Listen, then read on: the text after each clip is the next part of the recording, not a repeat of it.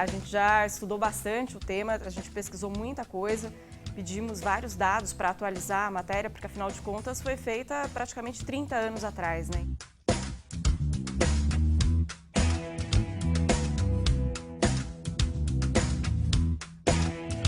A gente imagina que muita coisa tenha mudado em questão de números. Isso pode vir pela fala de alguém que a gente for entrevistar. Não sei quem que vai receber a gente lá.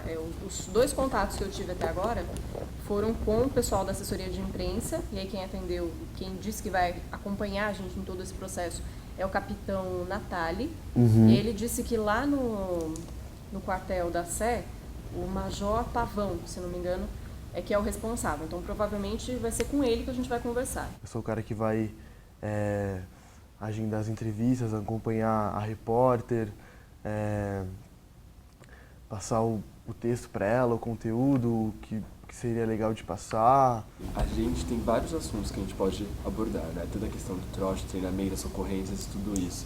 Então eu acho que assim, claro que a gente não sabe o que a gente vai encontrar lá, mas é muito importante a gente ter mais ou menos direcionado o que a gente vai querer, pra gente não se perder dentro de tudo que eles vão oferecer pra gente. O que a gente está pedindo autorização, que é o que a gente tinha conversado, para acompanhar um dia lá no batalhão da Sé, de madrugada, para tentar refazer as coisas que o Goulart fez, visitar os lugares que ele visitou lá dentro, o dormitório e tal, onde recebe o chamado, mas eu não sei até que ponto a sala onde eles recebem o chamado continua sendo em cada um dos batalhões. Eu imagino que isso seja mais informatizado agora. Eu acho que tem uma central.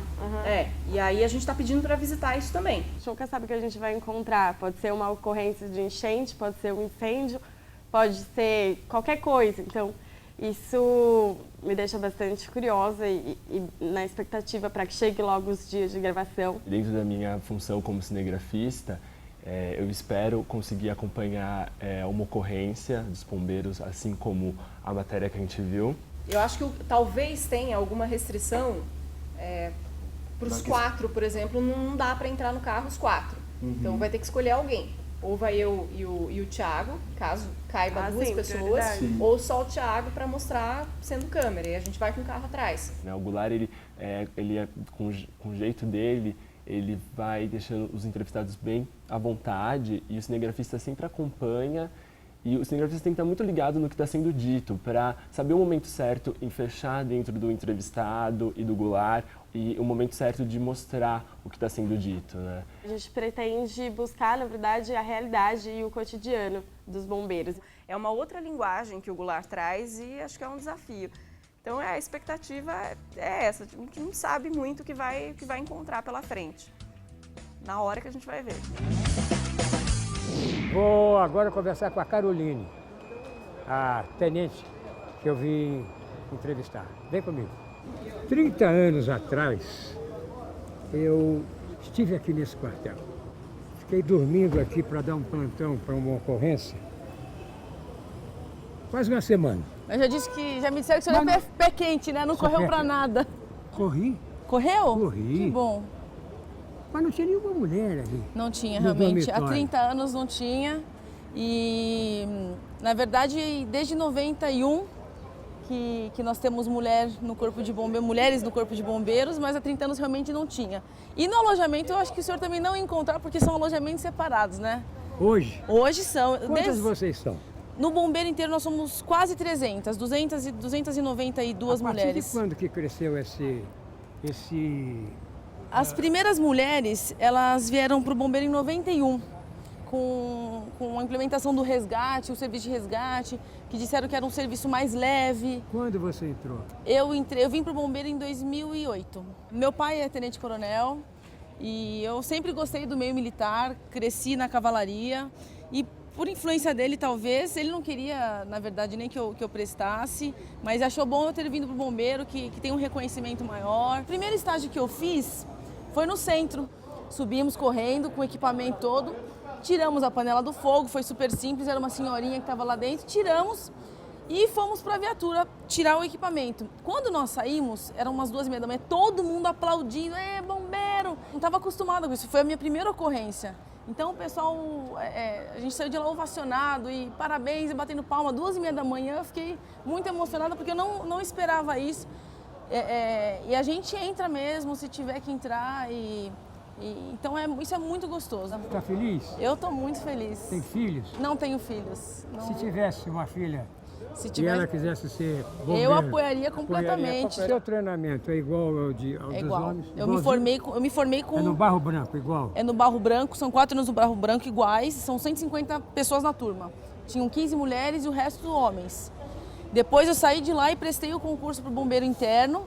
Eram 40 homens, eram 37 homens e 13 mulheres. Ainda tem preconceito dos homens contra as mulheres? A gente acho que está mostrando o serviço direito, acho que agora o pessoal está melhorando. O que você faria em Santa Maria? Eu procuraria as saídas mais próximas e orientaria, se possível, a gente não pode falar, não sabe como é que foi, mas se possível orientaria todo mundo para sair o mais rápido possível e ligaria imediatamente para o 93, porque sozinho eu não consigo fazer nada.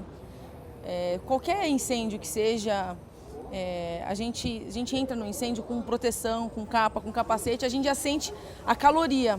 Se a gente entra sem o aparelho, sem o equipamento de proteção respiratória, a gente quase não consegue ficar lá dentro. Então é uma coisa dolorida, é sofrido. Nós somos treinados para isso, de tentar não ficar emocionado com a ocorrência. Algumas são muito difíceis você olhar e não se sensibilizar. Obrigado. Obrigada. Tchau. Tchau. Bom trabalho. Obrigada. Você, vem comigo. Bom, nós chegamos na escola de bombeiros aqui de Franco da Rocha. A expectativa é muito, muito grande. Medo. Não sabemos o que vamos encontrar. Não é, Gabi?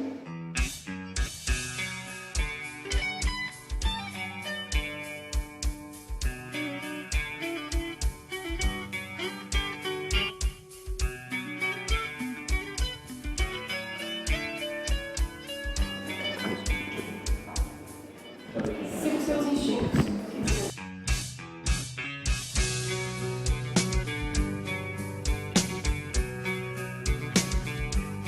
A gente espera participar de algumas simulações, né? De algumas simulações de resgate à vítima. Vamos ver o que a gente vai ver aí.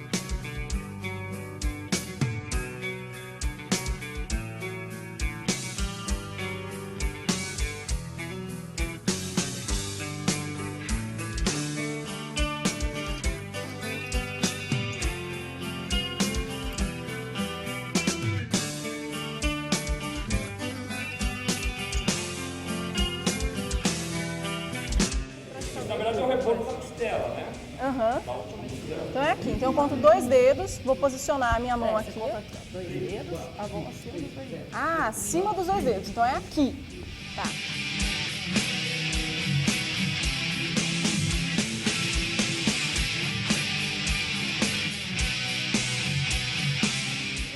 Propuseram a mostrar muita coisa pra gente, eles estão muito receptivos. Então, isso está muito legal, a gente está com abertura de entrar em todos os lugares. Agora a gente vai gravar um salvamento, como eles fazem os procedimentos para resgatar vítima num acidente de carros. E aí a gente está preparando o carro e aí vamos ver o que mudou, porque na matéria do lar teve um acidente com um caminhão, então vamos ver o que mudou nesse procedimento. Superior, que é o que vai acontecer agora. Esse equipamento também é utilizado quando a vítima está presa nas ferragens. Digamos que tem uma vítima presa lá agora nesse momento, né?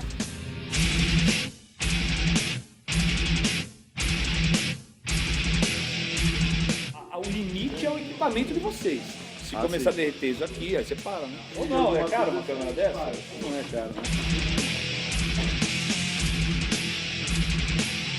Sabia que era simulação, mas isso não tirou a atenção, assim, a gente ficou muito tenso.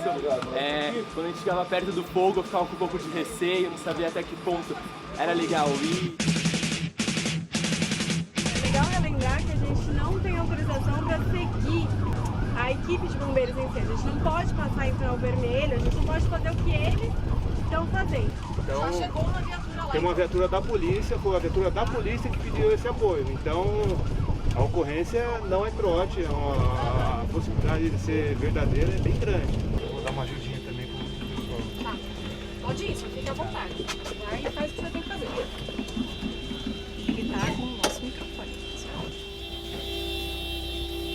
tem que tomar cuidado, porque a rua não está sinalizada, então os carros ainda podem passar. E eles estão movimentando aqui. Vamos chegar mais perto.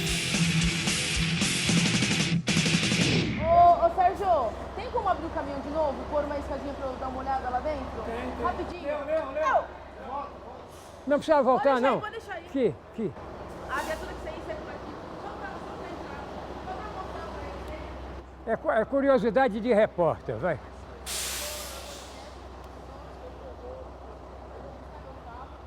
Ela manda, viu? Luzes, ação. Mais? Não, é o máximo. O que é isso aqui? Vamos lá. Aqui ficam os rádios para comunicação. Lá em Santa Catarina, quando o Corpo de Bombeiros foi ajudar o pessoal de Santa Catarina nas enchentes, a logística, a cabeça mesmo da operação fica aqui. Então são as televisões ligadas tanto nos canais de notícia, aqui a central de rádio, aqui tem o São Paulo inteiro, né? A região metropolitana e a capital, porque onde a gente... Onde vai ter um mapa do local? Tem um mapa. Então a gente sabe, fora os computadores, cabo de rede, internet, o pessoal consegue acessar para ajudar quem está lá na ponta da linha, no meio do barro. E tem um desses em cada capital? É um na capital e vai para onde for. Aqui, como o pessoal pode ver, tem um sistema de televisão, um vídeo, tem um DVD e a parte de um quadro branco para instrução mesmo, né? Então, geralmente os comandantes da operação se reúnem aqui e fazem... Qual é o contingente que ocupa o caminhão? São poucas pessoas, na verdade, é só quem está comandando mesmo, geralmente os oficiais e chefes de equipe, sargentos. Numa situação igual Santa Catarina, igual Rio Grande do Sul e Santa Maria, o que acontece? Foram muitas vítimas, tinham muitas informações, família preocupada, imprensa. Então, o que acontece? A gente instalaria um sistema de emergência e as informações se concentrariam aqui. E sai daqui para... Daqui para onde for. E o que tem aqui dentro? Aqui dentro... Esse é o equipamento do Olhos de Águia. Do Olhos de Águia. Tripé, né? Isso aqui é um tripé. Ah, olha. Tripé. Um tripé que você bota a antena nele. Pode ser colocado em cima do caminhão também, né? Em cima. Do caminhão, E ele pega... faz a comunicação com o resto do mundo. Helicóptero, tudo. Com o resto do Nós mundo. temos um Águia com câmera. Ele é equipado com que câmeras. A gente pode transmitir também para as televisões ali também. Exatamente. Gostou? Só nós vimos. Essa pintura vermelha, ela identifica não apenas a ideia de que o vermelho é o fogo, mas que o vermelho é o sangue, é a vida, é o coração do bombeiro. A gente vai simular agora, então, um incêndio. Em uma edificação e você vai fazer essa aproximação. Ok. Topa? Topo. Vamos lá.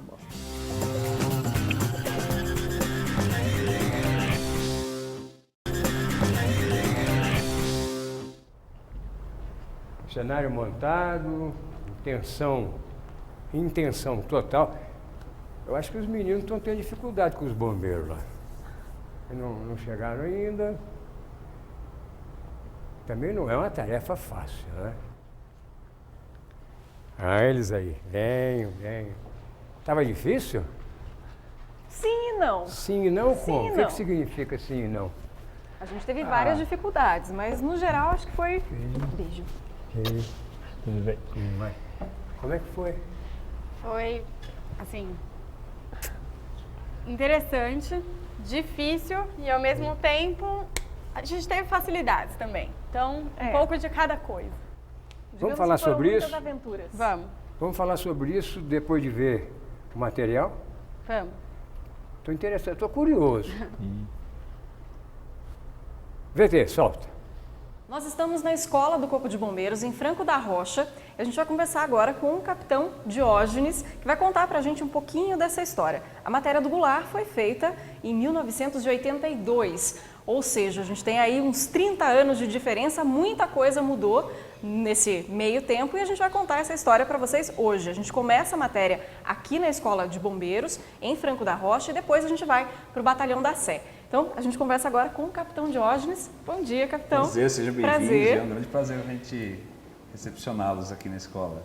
Prazer é nosso de contar essa história. Você estava conversando com a gente de 82, né? O que mudou tudo, né? Nenhuma instituição sobreviveria com as mesmas metodologias, com os mesmos equipamentos, com a mesma filosofia de trabalho 30 anos, né? E o Corpo de Bombeiros ele não foi diferente, né? Então vamos conhecer essa escola. Hoje a capacidade da escola ela gira em torno de 800 alunos. Basicamente a escola recebe ou já recebeu alunos de todo o Brasil e de alguns países da América Latina. Nós já vimos algumas mulheres por aqui. Sim, temos. Como é que é a participação das mulheres no Corpo de Bombeiros? Tem essa entrada tanto iniciando como soldado, como tenente? Como é que é isso? Igual, mas não é uma questão que são vagas apartadas, não. São vagas únicas, né? Então nós temos um número X de vagas. Quando tem o edital é assim que é lançado. Isso, concorrem homens e concorrem mulheres. A gente vai acompanhar agora uma aula do Corpo de Bombeiros de reanimação. Reanimação cardiopulmonar. Então estão fazendo a RCP, né? Tá. Nós temos o instrutor que vai passando, realizando a verificação da técnica, se a profundidade está ok, se o ritmo está ok, né? Se a ventilação, que é aquela parte daquele reanimador manual que nós estamos visualizando, está ok. E nós vemos uma bombeira ali, né? Vimos uma bombeira. Estamos vendo uma bombeira ali. Então, Carol, pode me mostrar aqui o que eu tenho que fazer. Então, você vai mensurar, né, 2 dedos, do apêndice forte, a mão estendida uma sobre a outra. Que é a mão destra, né? Vou medir aqui. Aqui tem esse... Thiago, você quer mostrar aqui? Tem esse desenho que... Isso, na verdade, é o rebordo da costela, né? Uhum. Da última costela. Então é aqui. Então eu conto 2 dedos, vou posicionar a minha mão aqui. Você conta aqui, ó, 2 dedos, a mão acima dos 2 dedos. Ah, acima dos 2 dedos. Então é aqui. Tá. E aí eu vou colocar a mão destra. Vou tentar colocar o meu peso. Eu jogo o meu peso. Já prepara a ventilação. Então vamos lá. Vamos tentar fazer essa frequência. Vamos lá? 1, 2, 3, 4, 5, 6, 7, 8, 9, 10, 11, 12, 13, 14... Minha mão já saiu do lugar. 7, 18, 9, 12, e começa 3, a doer tudo. 4, 25, 26. Dói agora a você palma ficou da mão, superficial. dói a mão de cima, dói você tudo. na verdade começou a ficar superficial. Tá no lugar errado. Então, na verdade, o único jeito de você começar a condicionar isso daí é realizar por várias e várias vezes até você conseguir chegar... Quanto tempo você está treinando isso, Carol? Aqui, mais ou menos, são uns 20 minutos já. 20 minutos. Só que a gente está revezando, mas mesmo assim cansa. Cada um faz o Pra seu. vocês cansa também, vocês meninos, mas vocês têm mais peso para jogar, porque a ideia é jogar o próprio peso.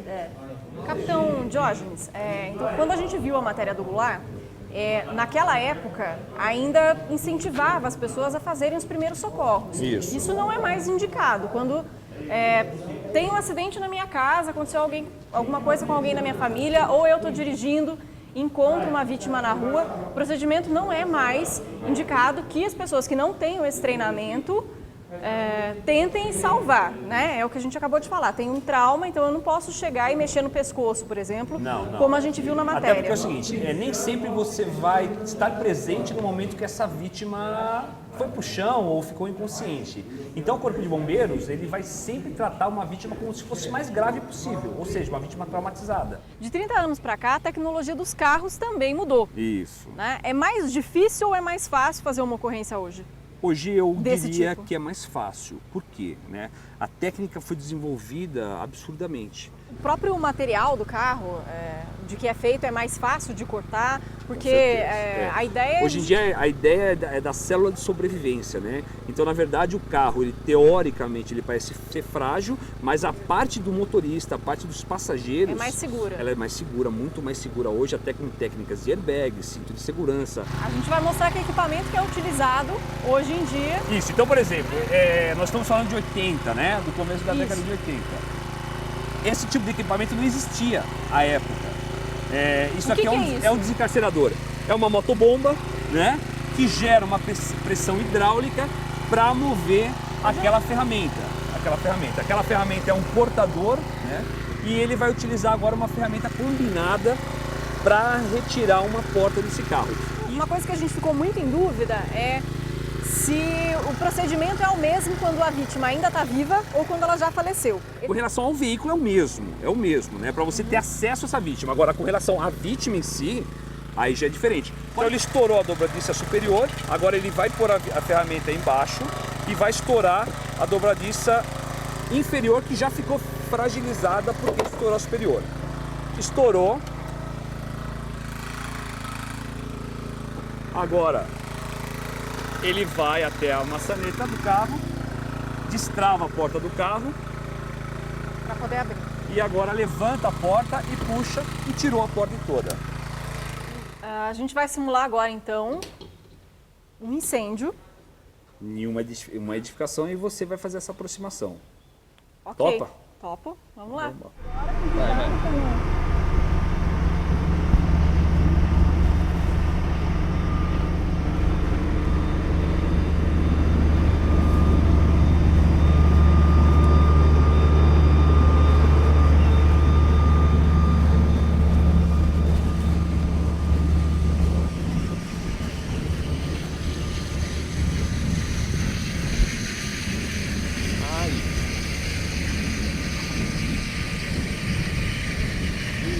É isso? Aqui mesmo? Tá. Guarda-chuva, cuidado, sobe mais.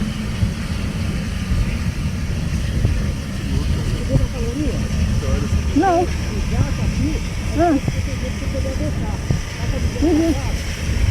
Tô vendo. Tá. Foi. Tudo. Consegui tudo.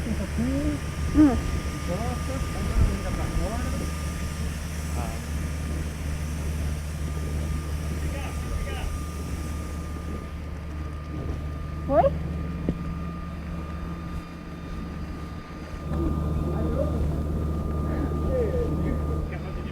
Não. Acho que deu, né? Deu. Que difícil, tô ofegante. Vem cá. Você já fez isso de verdade, porque aqui foi só brincadeira, né? A gente tá trocando de papel aqui. Eu tô brincando de bombeira, você brincando de jornalista. Isso. Aqui a gente simulou um fogo pequeno. Isso. Né? Você já participou de ocorrências que era bem pior, não? A incêndio, né? Alguns combates a fogo, onde de verdade a gente tinha uma proporção de carga combustível sendo queimada em maior proporção. Mas o que era essa ocorrência? Era casa, era caminhão? Em residência.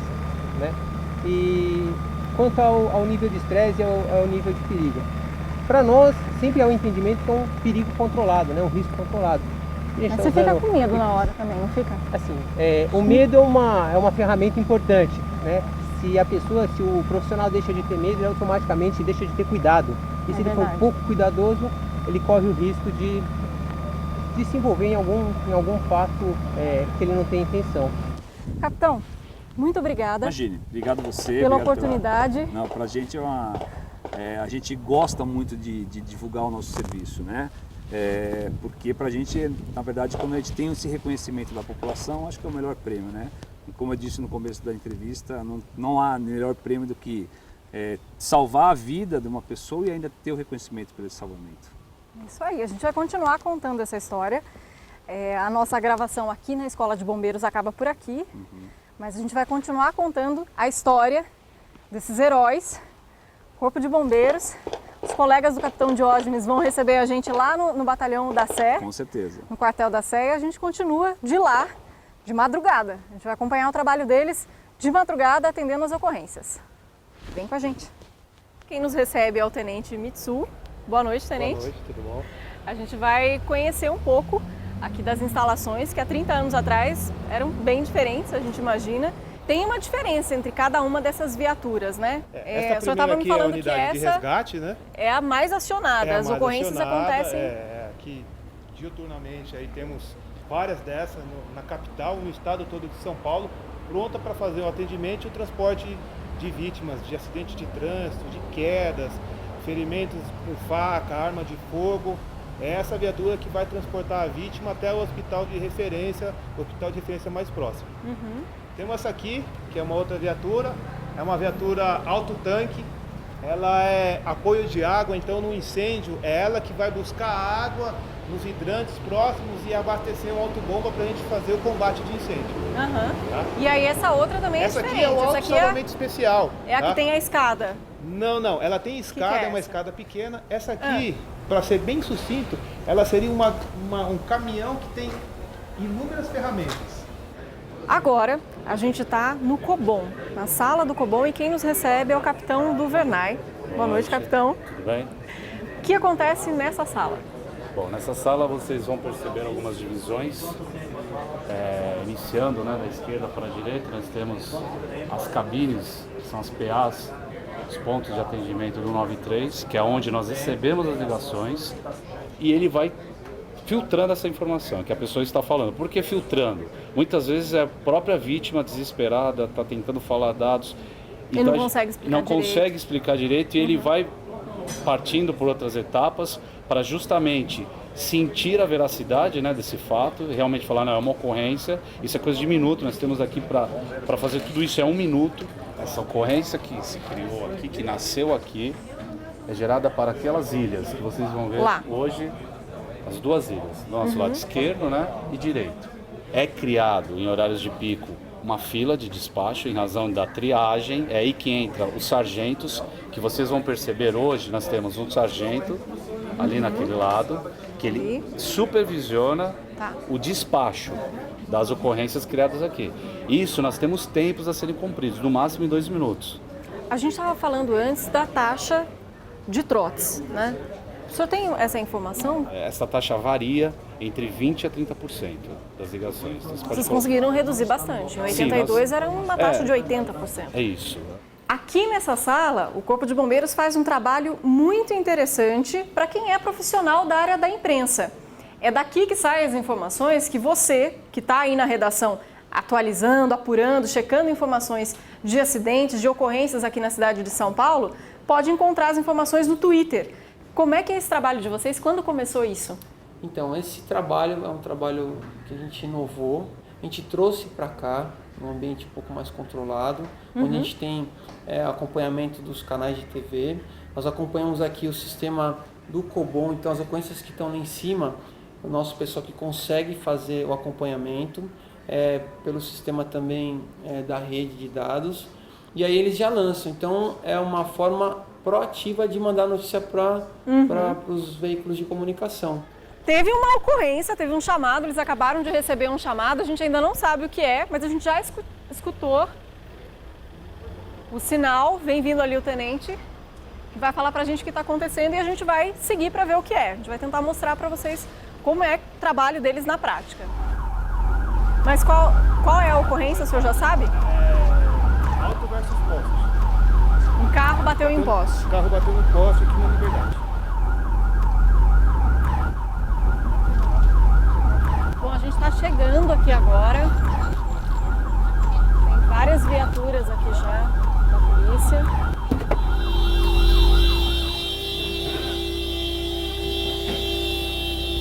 A gente tem que tomar cuidado porque a rua não está sinalizada, então os carros ainda podem passar. E eles estão movimentando aqui. Vamos chegar mais perto. Felizmente, nada grave aconteceu, então, não é, tenente? É só uma ocorrência envolvendo os carros. Graças a Deus, foi um acidente de trânsito envolvendo 3 veículos, mas ninguém se machucou, não houve a necessidade da intervenção das equipes do Corpo de Bombeiros. 24 horas por dia, 7 dias por semana, não tem Ano Novo, Natal, Dia Santo, as equipes estão sempre prontas para atender a população. Então, precisando de um auxílio 193, a equipe do bombeiro vai estar sempre estendendo uma mão a mim. Bom, a nossa matéria fica por aqui. Espero que você aí de casa tenha gostado, tenha entendido um pouquinho mais de como funciona o trabalho desses profissionais. E posso te dizer uma coisa, sabe o que não muda? Eu acho que não vai mudar nunca. É isso aqui, ó. Esse brilho no olho de quem escolheu algo que realmente gosta não é? De que tá aqui há quantas horas já de plantão? Ah, bastante. Bastante, né? Fui abençoado por Deus de fazer o que eu gosto, amar o serviço que eu presto e ajudar as pessoas. E a gente viu isso no carro, a gente chegando aqui, ele queria que abrisse a porta o mais rápido possível, né? Para ver o que estava acontecendo. De repente, prestar um auxílio, ajudar os bombeiros, os nossos irmãos do policiamento. Enfim, quem tivesse aqui, se tivesse alguém machucado, a gente ia ajudar, ia caçar um meio de fortuna para atender essa ocorrência aí da melhor forma possível. Isso não vai mudar. Com certeza não vai. Não vai mudar. É uma atividade que requer velocidade. Velocidade, para eles, é crucial. No próximo bloco, a gente vai conversar sobre o que vocês fizeram, tá bom? Tá bom. Vai lá? Vamos lá, vem comigo. Acima de tudo, o documentário retrata um momento histórico muito importante. Uma parte que me marcou muito foi bem no final do documentário, quando um novo bombeiro chega no quartel e um bombeiro mais experiente fala: ele nunca vai saber o que é ser bombeiro antes do 11 de setembro.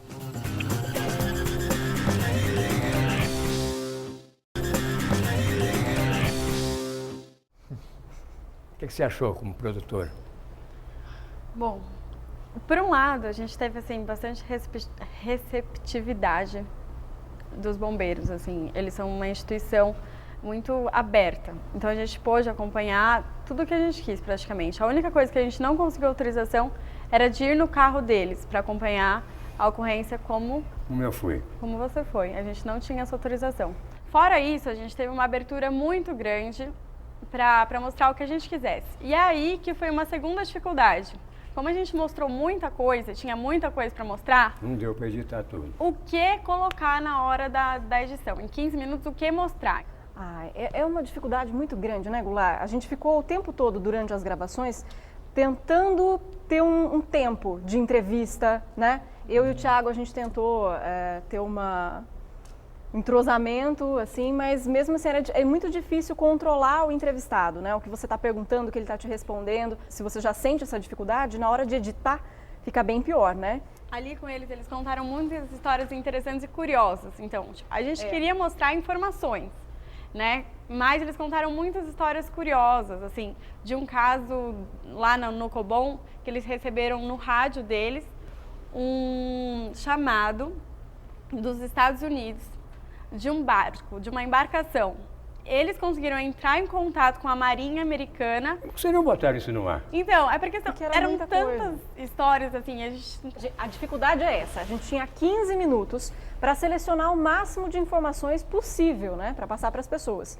Para a gente tentar atualizar várias áreas do Corpo de Bombeiros. Então, a gente teve que escolher algumas coisas. Mas vocês fizeram um trabalho bastante interessante e a gente sente, que está vendo, vontade de... a gente percebe que tem mais coisa, né? Porque tem, na edição tem umas interrupções que... só para poder ficar dentro do tempo, né? A gente percebe isso. Gostou? Gostei, foi bem legal. Primeira vez que você faz câmera? Não, então, eu sempre fiz câmera, mas nunca tinha feito câmera solta. Sempre estava usando tripé, fazendo vídeo institucional, sabe? Uma coisa mais, assim, séria do que ia acontecer. Inclusive, a gente fez bastante plano sequência. Sabe o que é o plano sequência? É você transformar a câmera num ser humano, que tem ouvidos e olhos. E vai enxergando. Você só ajuda a pessoa que está vendo a entender o que ela está mostrando. Entendeu? Afinal, qual é a sua função nessa equipe? Então, a minha função era marcar, agendar com os bombeiros. A Cris, por sinal, me ajudou bastante nisso. Tentar coletar o máximo de informações, até para colocar nos GCs. Eu tinha coletado até bastante informações, só que a gente, na hora da edição, a gente falou, já tem muita informação que eles estão falando, né? Então, se for colocar mais alguma coisa... redundância. Vai ficar meio pesado, Naquele momento lá do incêndio... Apesar de parecer pequeno, pra gente estava muito calor. Tava muito calor. bem maior. E vocês também estavam com roupa? Não, Não, inclusive mas o eles ficaram Thiago não perto. estava com roupa, só a Cris. Eu tava com uma capa de chuva. Então- Mas a Tava distância, chovendo né? muito. Distância, O que eles mostraram pra gente que a gente não conseguiu colocar também na matéria é a questão da tecnologia das roupas, né? Do tecido, dos equipamentos em si, na hora de cortar o carro, por exemplo, retirar o vidro. Então ele mostrou várias coisas assim pra gente. Não, e além disso ele falou que o próprio material dos carros mudou. Então fica bem mais fácil para eles o trabalho deles, porque é bem mais maleável, enfim.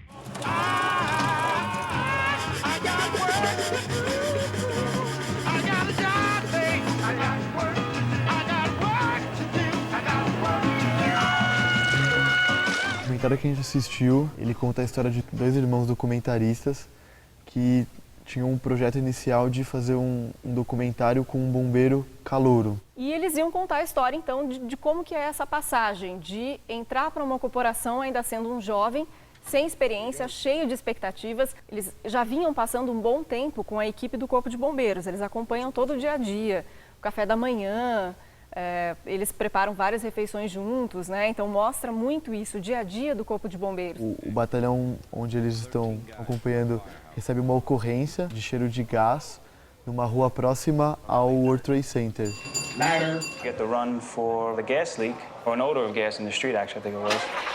It's just Lispinod and Church, odor of gas. Durante o atendimento da ocorrência, o cinegrafista percebe que um avião está sobrevoando ali aquela região de Manhattan muito baixo, o que ele até constata no documentário que não era comum. And then we heard a plane come over, and in Manhattan, you don't hear planes too often. Então nessa hora ele pega a câmera e mira para o céu, mirando o avião, e nesse exato momento ele capta a imagem do primeiro avião batendo na primeira torre, o que é uma imagem exclusiva.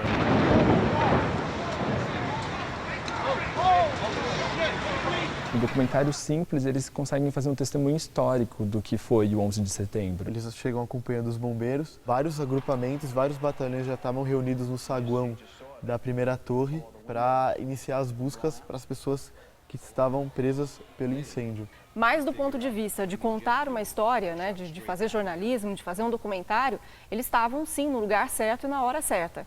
Um dos irmãos não consegue entrar na torre, mas ele fica na rua pegando a reação das pessoas.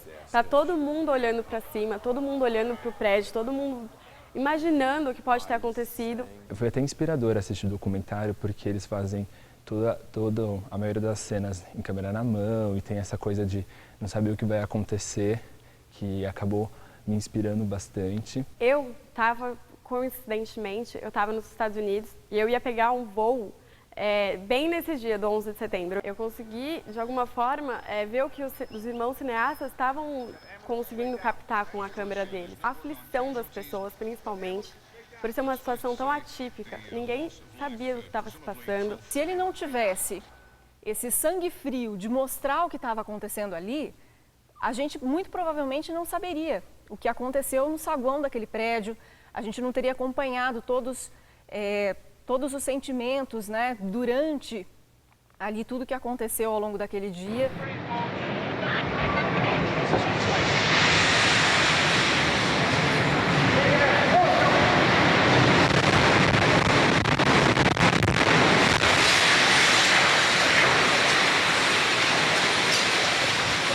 Acima de tudo, o documentário retrata um momento histórico muito importante.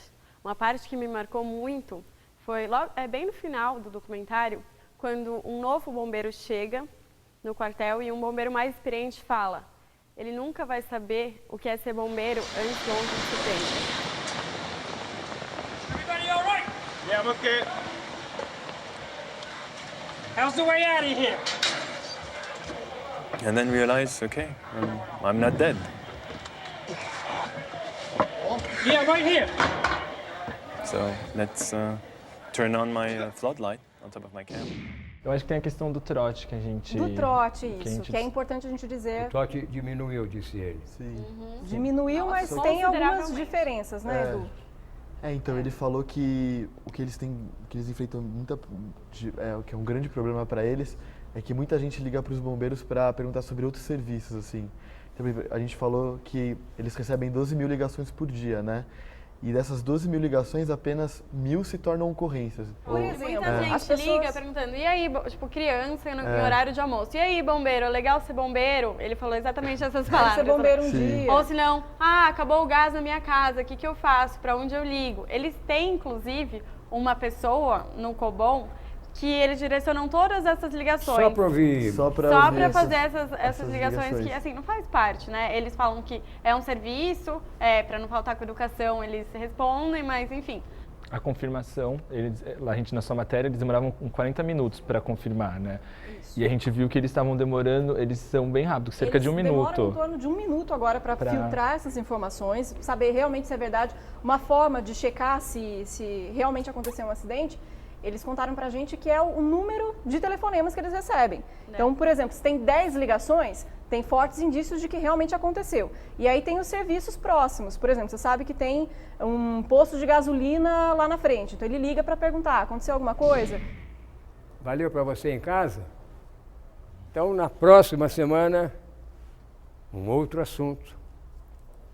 Nesse programa que conta com a presença dos alunos da Faculdade Casper Libero, tanto da área de jornalismo quanto de rádio e TV, o que para mim é um privilégio e uma oxigenação na minha carreira. Obrigado, obrigado. E obrigado a vocês pela audiência em casa. Até a próxima. Vem com a gente. Quer que eu leia essa história? Dá essa aqui.